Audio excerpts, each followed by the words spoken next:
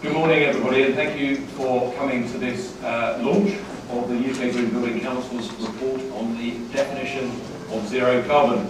Long awaited, and not a little time and effort gone in to getting ready for this morning. I, in a moment, want to hand over to Mark to say a few words. First of all, I would like to thank Berkeley Homes, who are an active member of the task group, but specifically at this moment in time to thank them for supporting this morning. We're very grateful for their sponsorship this morning. I'm going to hand over to Mark Blair of Barratt Developments, who chaired the Zero Carbon Task Group, to say a few words, and then Mark is going to hand back to me, and I'm going to attempt to run you through a presentation which I think will take probably 20-25 minutes, telling you the story of the Zero Carbon Task Group and what we found and have recommended. So I'm going to hand over to Mark.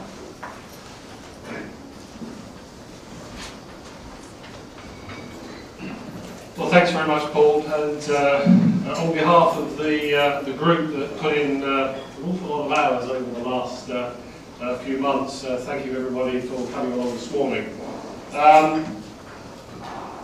I'd like to start actually by thanking all of those that participated in the process. It has been a very long process. We've had people working very, very long hours. We've had real engagement from very, very many different sorts of stakeholders. A number of them are here today, and actually they're going to help Paul and I with the Q's and A's of the really, really difficult technical questions, as you might imagine. I think when we got going on this review, certainly I had a thought in my mind that it was going to be quite straightforward. In fact, right at the beginning, there was almost an element of, well, we know sort of what the answer is, so let's sort of go into solutions. But luckily, we took the view that what we really needed to do was to get a fact base, really understand what the challenge is, what is it that we were trying to deal with here, and then really get everybody's different views in terms of the potential solutions, and that's what we did. Not surprisingly, that generated a vast amount of discussion, debate, and actually we ended up with an awful lot of other issues that, to be honest, sit well outside the definition of zero carbon, which were included in the full report to be taken on separately, as well as a lot of different views on the specific issue that we're being asked to address. And of course, the richness of that is that you really do get an awful lot of different views. The challenge is trying to get all of those different views into one place where you can actually agree that there is one definition. And I think one of the things that we're very pleased about is that we have come up with something that is has been through a very rigorous process, has got everybody's views, but has actually come to a conclusion which we think will work. I mean, the key thing for us, I guess, is that the results of the work that we've done does go into the proposed consultation that government are running, I think, in the summer. But more importantly, the value of all of that other work that was done, when we look at the full report and all the appendices, there's a vast amount in there. But all of that work actually plays directly in to the zero carbon delivery vehicle under the ukgbc that actually informs some of the things that we need to get after. But we have to remember that we are starting a journey here. You know, while there is quite a fact base that we've been able to pull together, we are at the beginning of the journey, and therefore there are a lot of things that need to be picked up, as well as getting this definition right. So, without further ado, I'm going to hand over to Paul, who's going to take you through, as he says, the body of the presentation, and then we'll throw it over to Q's and A's. Thank you.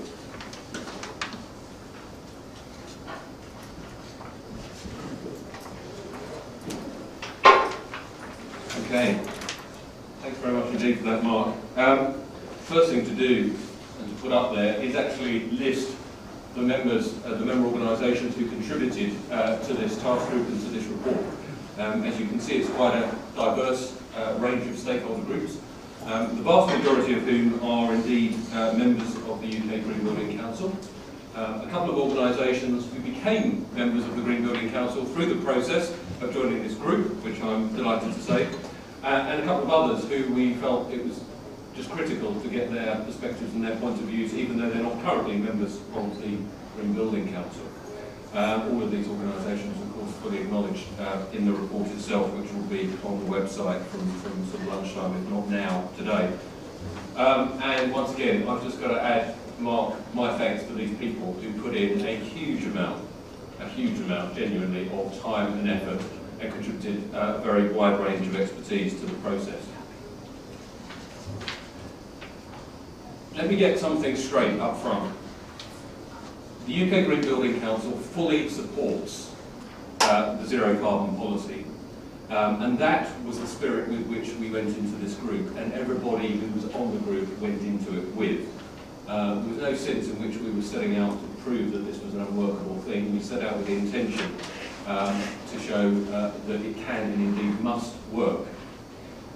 The reason for that, as some of you will have heard me say before, is that we believe the fundamental change that came about when we started to talk about zero carbon was a change in mindset.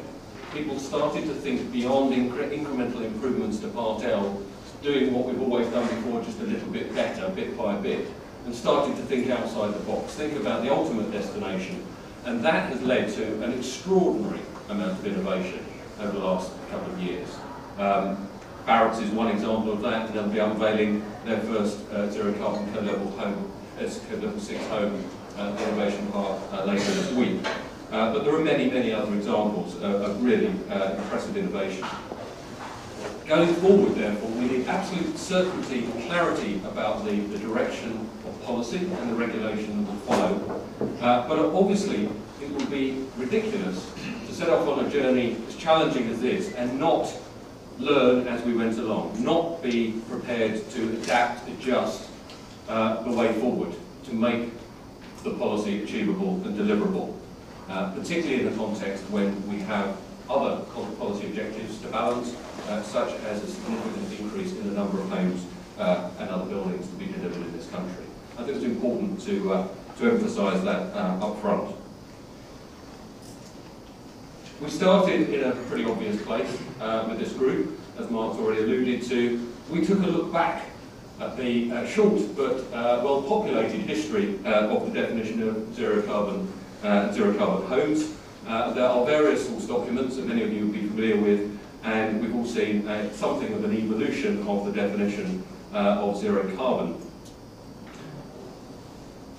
The key thing the group felt, and I think many people in the industry believe, is that we work towards a common definition for the future, indeed a definition that can now embrace a much broader challenge, even than that of delivering zero carbon homes, which is to take into account the government's aspiration for zero carbon non-domestic buildings.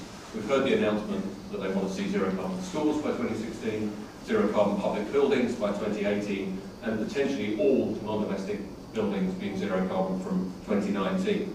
And we felt we wanted a future-proof this bit of work and our advice on the definition right up front. That is a timeline, a version of which appears in the report that you'll be able to see later on, which summarises the timetable, really the step changes we're going to see to building regulations and the proposals on non-domestic buildings. I won't labour that point now, but as I say, you can look at that and refer to that in the report itself. The project approach then, just a quick sort of canter through the methodology for this project. We felt it's essential to actually find out what's really happening. You know, there's lots of theory being discussed at the moment, but what's really happening? And we founded that work on a set of case studies which took into account many different attempts to deliver zero carbon homes and indeed mixed-use developments. The vast majority in the UK, one or two outside the UK, just to get a comparison. But importantly, projects where people are striving for zero carbon, not sort of low carbon developments with some renewables tacked on, but we're talking about people who are endeavouring to achieve zero carbon. We then developed a model, or I should say we took on board a model that was developed by Element Energy for the RAB report on on-site solutions to zero carbon communities last year. And we explored that model, we reviewed that model, and we adapted some of the assumptions in that model to test it further.